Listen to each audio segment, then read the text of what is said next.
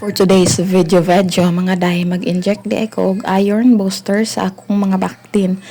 Kay 14 naman sila kadlaw so kad gipanganak so kinahanglan na sila i-booster.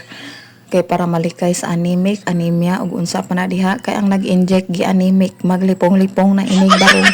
Kaya na pa ginay mo ingon. Bahol matag kwarta diha bik kay kwartahan naman ka. Tali dire. Kay injikan ti og apil para malikay sa gas anemic, anemia ug unsa pa na dihang mga sakita. Kay wa koy kwarta ikapahuwam sa imuha kaya ra ti ka injeksyonan.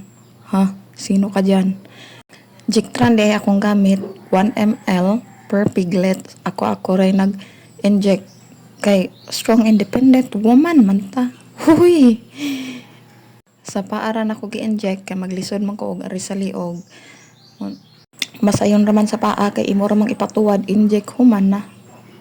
After 25 days imo na po ni siyang injikan 25 days sukad pag anak injikan na po nimo siya og bigsan di ba gasto kay sa tanan no unya hangyo ra kay barato pero nganong nagreklamo ko nga suwa nga mamuhi ko og baboy uy nga naman